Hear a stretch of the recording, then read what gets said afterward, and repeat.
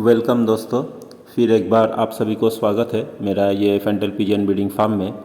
तो दोस्तों, आज का जो वीडियो है इसमें मैं डिस्कस करूँगा कि फेंटल पिजन्स का सक्सेसफुल फार्मिंग के लिए क्या क्या करना ज़रूरी है।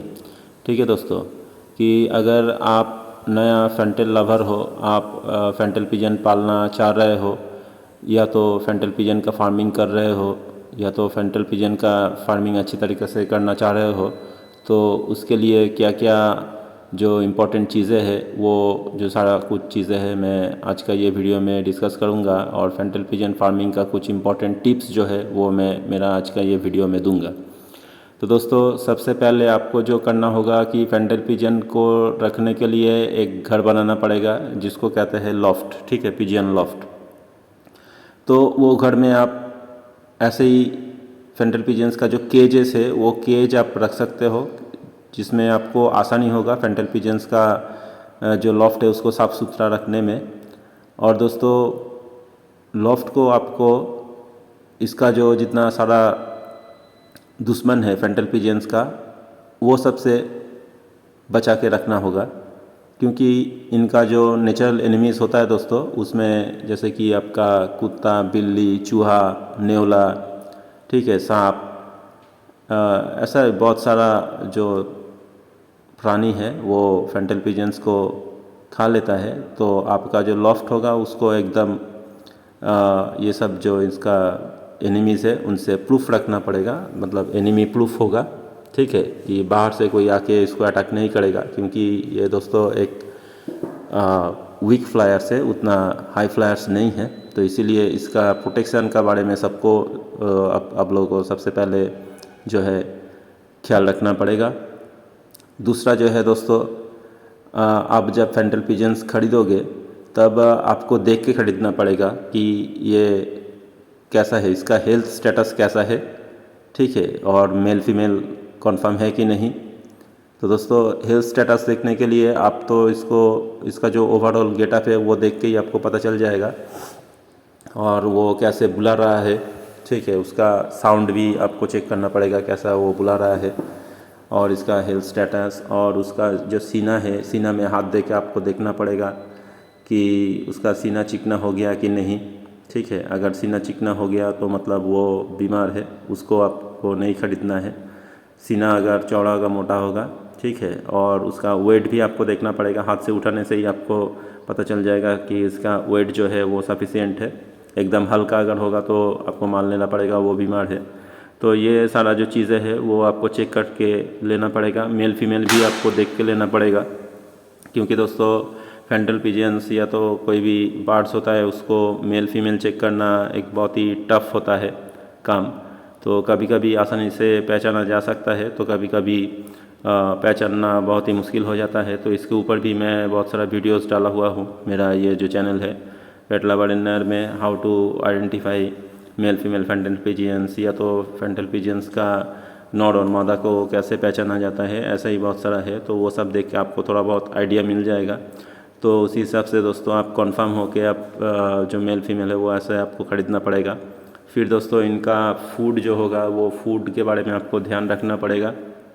तो दोस्तों, जैसे कि मैं मेरा पिछले का कुछ वीडियोस में बताया था फेंटल पिजन्स का क्या क्या फूड होता है, क्या क्या वो खाता है। तो ये जो सारी चीज़ें हैं दोस्तों वो आपको ध्यान दे के ही लेना पड़ेगा, क्योंकि दोस्तों ये एक फैंसी ब्रीड है, फैंसी पिजन है। ये नॉर्मल जो देसी लोकल कबूतर जैसा नहीं है कि आप बाहर छोड़ दिया और कुछ भी खा लिया और ठीक से इसका अंडा बच्चा हो रहा है, ऐसा नहीं होगा। क्योंकि इनका जो सक्सेसफुल ब्रीडिंग होता है उसके लिए आपको इनका ठीक ठाक से ख्याल रखना पड़ेगा, इनका फूड के ऊपर और इनका मेडिसिन के ऊपर भी ध्यान रखना पड़ेगा।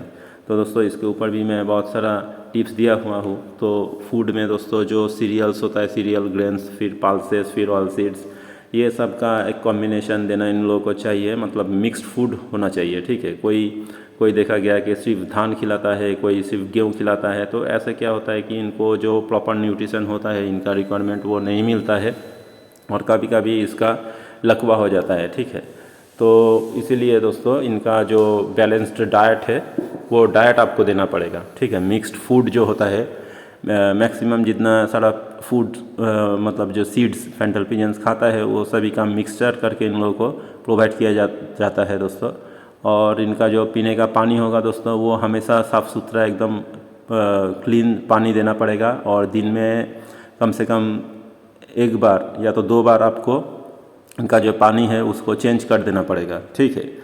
सर्दी का मौसम में पानी को थोड़ा सा गर्म करना पड़ेगा, ठीक है। एकदम ठंडा पानी देने से इन लोगों को ठंडा लग जाता है, तो थोड़ा हल्का हल्का गर्म होगा ऐसा पानी इन लोगों को प्रोवाइड किया जाता है, दिया जाता है दोस्तों। मेडिसिन में जो लीवर विटामिन और कैल्शियम का कोर्स है 3 दिन करके हर महीने में वो करना पड़ेगा। फिर दोस्तों डी वार्मिंग जो होता है हर 3 महीने में एक बार इनका डी वार्मिंग का कोर्स भी कराना पड़ता है, ठीक है दोस्तों। तो ये फूड और ये मेडिसिन अगर इन लोगों को ठीक ठाक मिला और इनका जो रहने का जगह है वो अगर पूरा साफ़ सुथरा हुआ तो इनका ब्रीडिंग में कोई भी परेशानी नहीं होता है। और दोस्तों इनका जो पूँछ होता है, ये पूँछ इनका खूबसूरती जो होता है उसका सबसे बड़ा कारण है ये इनका पूँछ, ठीक है दोस्तों। और दोस्तों ये नेचुरली इसका पूँछ का जो है ये नेचर का देन है। तो दोस्तों ये पूँछ लेके इन लोगों का ब्रीडिंग में कोई भी परेशानी नहीं होता है, ठीक है। अंडा बच्चे करने में कोई भी परेशानी नहीं होता है, तो अंडा भी ठीक ठाक देता है, बच्चा भी ठीक ठाक निकलता है अंडा से। अगर कोई फैंटल पिजन्स अंडा नहीं दे रहा है तो उसके मतलब उसका पूँछ नहीं है, उसके मतलब दूसरा कोई कारण है। तो दोस्तों फैंटल पिजन्स खरीदने के पहले आपको देख लेना पड़ेगा कि उसका पूँछ ठीक ठाक है कि नहीं या काटा हुआ है। तो अगर काटा हुआ है तो मतलब नो डाउट उसमें कुछ ना कुछ प्रॉब्लम है। तो इसीलिए दोस्तों आपको पूरा चेक करके ही आपको फैंटल पिजन्स लेना पड़ेगा, क्योंकि ये जो नॉर्मल देसी लोकल कबूतर है उससे थोड़ा सा इसका जो दाम होता है वो ज़्यादा होता है। तो दोस्तों आप दाम देके पिजन खरीदोगे फिर आपका घर में अंडा बच्चा नहीं होगा तो वो आप मायूस हो जाओगे, ठीक है दोस्तों। कोई भी इंसान मायूस हो जाएगा। तो इसीलिए दोस्तों मैं जो चीज़ें जो आज ये मेरा वीडियो में बता रहा हूँ वो अगर आप ठीक ठाक से फॉलो करोगे तो आपको फैंटल पिजन्स का ब्रीडिंग में कोई भी परेशानी नहीं होगा और ये अंडा बच्चा भी करेगा, ठीक है दोस्तों। फिर दोस्तों जब ये अंडा बच्चा करता है तब इनका जो अंडा देने का जगह है उसको भी नीट एंड क्लीन रखना पड़ेगा, ठीक है। क्योंकि इनका जो बेबीज़ होता है वो बेबीज़ को कभी कभी पॉक्स का बीमारी लग जाता है दोस्तों। तो ये जो पॉक्स का जो बीमारी लगता है वो मेनली जो होता है कि कुछ गंदगी जो होता है वो गंदगी से फैलता है, इसलिए साफ़ सुथरा रखना पड़ेगा। और दोस्तों देखा गया है कि जब मच्छर का पॉपुलेशन ज़्यादा हो जाता है, मच्छर का प्रॉब्लम ज़्यादा होता है, तभी पॉक्स का बीमारी भी बहुत ज़्यादा होता है। मतलब दोस्तों ये जो मच्छर होता है ये पॉक्स बीमारी को फैला देता है एक फैंटल पिजन का बच्चा से दूसरा फैंटल पिजन का बच्चा के शरीर में। तो इसीलिए दोस्तों पॉक्स कंट्रोल भी बहुत ही ज़रूरी है। और इसीलिए दोस्तों आपका जो लॉफ्ट होगा उसको कोशिश करना पड़ेगा कि मॉस्किटो प्रूफ होना, ठीक है, कि बाहर से मॉस्किटो नहीं आए। तो ये आपको चेक करना पड़ेगा। मैक्सिमम जितना मॉस्किटो प्रूफ रहेगा और जितना आपका जो लॉफ्ट होगा वो साफ़ सुथरा रहेगा, नीट एंड क्लीन रहेगा, उतना ही दोस्तों पॉक्स का जो प्रॉब्लम है वो उतना ही कम होगा, ठीक है दोस्तों। और दोस्तों इनका जो ब्रीडिंग होता है ये तो साल भर होता है, लेकिन साल भर ब्रीडिंग लेने से दोस्तों कभी कभी ये जो आपका ब्रीडिंग पेयर होगा वो वीक हो जाएगा अंदर से, और इसका अंडा बच्चा करने का कैपेसिटी भी कम हो जाएगा, ठीक है। कि जैसे कि आप देखोगे कि अंडा दिया लेकिन अंडा फर्टिलाइज नहीं हुआ, या तो अंडा से बच्चा निकला वो हैंडीकैप्ड बन गया, या तो बच्चा मर गया जल्दी। तो ऐसा होता है, वो मेनली होता है कि फैंटल पिजन्स को रेस्ट नहीं मिलता है इसीलिए, ठीक है। तो फैंटल पिजन्स साल भर तक तो अंडा बच्चा कर सकता है, लेकिन टाइम टू टाइम आपको उन लोगों को रेस्ट देना चाहिए। और इन लोगों का जो हेल्थ स्टेटस है वो देख के ही आपको डिसीजन लेना पड़ेगा कब इन लोगों को रेस्ट में देना चाहिए, ठीक है दोस्तों।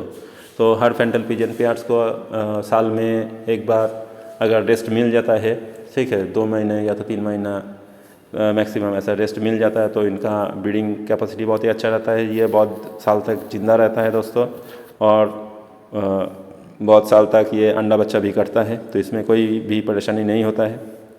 और दोस्तों इसका जो प्राइस होता है मार्केट प्राइस वो भी दोस्तों फिक्स्ड नहीं होता है, क्वालिटी के ऊपर डिपेंड करता है दोस्तों।